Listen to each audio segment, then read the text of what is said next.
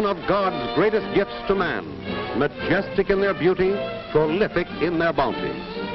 Forests, one of nature's few self-replacing resources. When you get all the gold, silver, coal, or iron out of a mine, that is the end of the mine. When the oil here is all gone, these wells will be dry, worthless. But forests, if wisely handled, will live forever and produce a perpetual supply of a necessary war material, wood, at the same time offering shelter and food for wild animals and livestock, and protection for watersheds. America owes much of its greatness to the lavish use of wood. Bands of steel on wooden ties, railroad ties by the millions, threads of copper on wooden poles. Railroads and communication lines brought this country's distant communities together, and it became great. About 50 years ago, some far-sighted, public-spirited citizens realized that future timber crops must be planned if we, their children and grandchildren, were to enjoy the use of forest products. Plenty of wood to meet every challenge could be assured if sensible cutting and adequate protection measures were applied to all forest land. Wood for war. Wood for peace. Wood through mud. Wood over hills. Wood down roads. Wood along waterways. Wood over waterways. Wood for war. Wood for peace.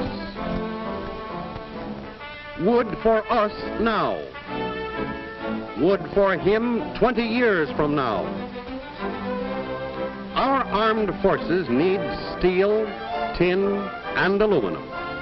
But Milady can still carry on, for forest products now supply household and toilet requirements. The Army needs wool, silk, cotton, leather. So civilians turn to wood. Every article of clothing and adornment worn by this pretty miss is a forest product. The Navy needs special woods for patrol boats, minesweepers, and supply ships. But we may still furnish our homes comfortably with furniture made of wood not suited to defense purposes. The colorful seats and backs are plastic, a wood product. There is an unprecedented demand for wooden military buildings. Our forests will not let us down. The demand will be met. And civilian war workers too need homes. More wood. Again, the need will be supplied. Chemists and engineers are developing new uses for wood and wood waste to replace critical materials. Right now, more than 200 drugs and remedies come from the trees.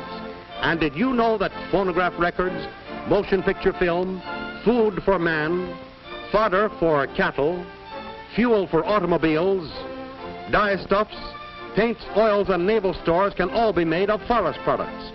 Food containers to save tin, dishes, and 1,000 other articles are made of wood pulp. Well, the idea up to now has been to show you the importance of wood. The Army needs wood. The Navy needs wood. The Air Forces need wood for troop-carrying gliders. We all need our forests.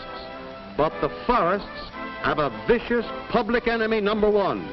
Who is it? My friends, prepare for a shock. It's you. Yes, you good citizens who would never knowingly damage the forest. You who are careless with your smoking, who are in too much of a hurry to put out that last spark of your campfire. Fire, ruthless, devastating forest fire, wiping out homes, destroying critical war materials, taking its annual toll of lives. Here is a war plant. To be close to its raw supply, it is located near the edge of a forest. A forest fire would threaten it. Yes, even a fire miles away would take war workers from their lathes, drills, and presses. Instead of making torpedoes, tanks, and trucks, these munition workers are going out to fight fire, to save their factory and machines. Instead of working on bombs, bombers, and bayonets, they are working day and night, perhaps for weeks on this so unnecessary job brought on by your carelessness. Halting production, slowing up delivery of badly needed rifles and bullets, leaving our brothers and our sons, our husbands and our sweethearts, who marched away so bravely to fight for us, now in their foxholes in mire and muck, without adequate means to defend themselves. Yes, fires do slow up war production. What are you going to do about it? I know. Before you throw that match away, you're going to think. Break it in two. Feel it. Know that it's out. You are going to crush out that pipe heel. You are going to be sure that cigarette is out.